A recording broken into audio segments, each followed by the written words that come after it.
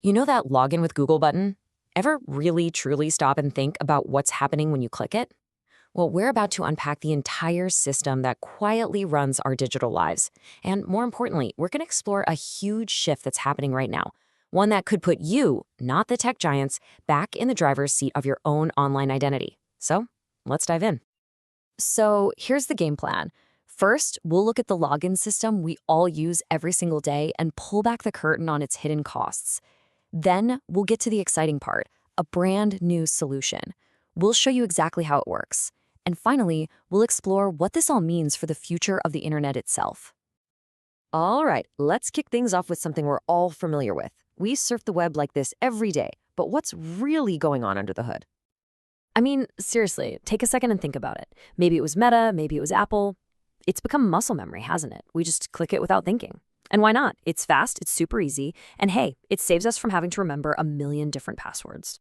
This whole convenience thing, it's got a name, Single Sign-On, or SSO, and it's run by what we call Centralized Identity Providers. The easiest way to think about it is that companies like Google, Meta, and Apple are kind of like the internet's gatekeepers. They hold the master key, and when you show up at a new website, they just nod and say, yep, they're good. It's incredibly simple, but that simplicity comes with a price. And that brings us right to the core of the problem. This convenience we all love, well, it's got some pretty significant and often invisible downsides. Let's break down the three biggest flaws in the system we're all using. The first, and honestly the biggest issue, is something the source material calls a surveillance monoculture.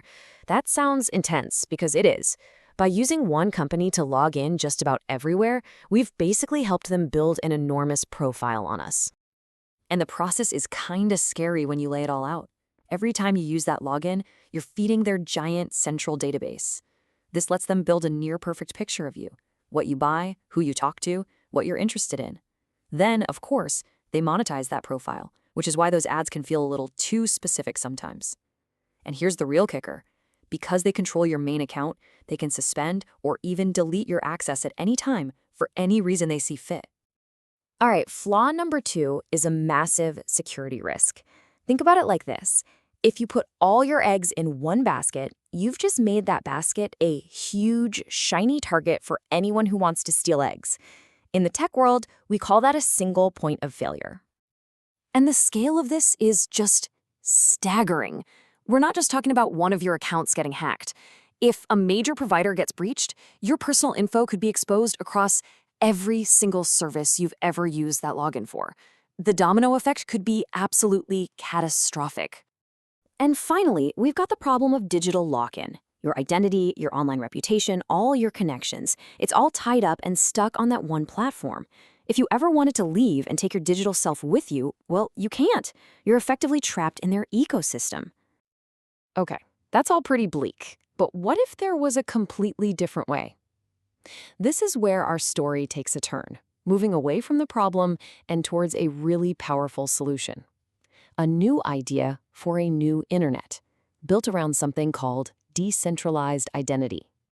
The difference is like night and day. The old way is all about corporations having control and your access being conditional. The new way, it completely flips the script. Now you're in control. Your data is private. Your identity is actually truly your own. And the technology that makes this possible is called a User Immutable ID, or UIID for short. It's a totally new way of thinking. It creates a secure, portable digital self that, and this is the most important part, lives right there on your own device, not on some company's server farm. And the core ideas behind it are designed to fix every single flaw we just talked about. Since your ID is on your device, a company can't just revoke it. It gets rid of passwords, which means it basically eliminates the risk of phishing. You don't need to upload your personal documents to get started, and my favorite part is this concept of data minimization. It lets you prove things, like say that you're over 21, without ever actually revealing your birthday. Pretty amazing.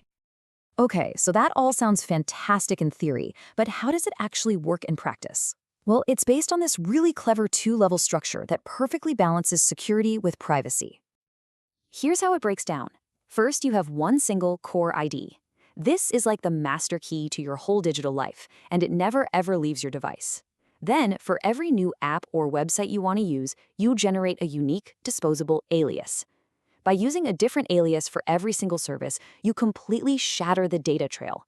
It becomes impossible for companies to track your behavior from one site to another. And here is the absolute genius of the system for security. If one of those aliases gets compromised, maybe it gets hacked or starts receiving a ton of spam, who cares? You just discard it, like throwing away a piece of junk mail. Your core ID and all your other accounts remain perfectly safe and untouched.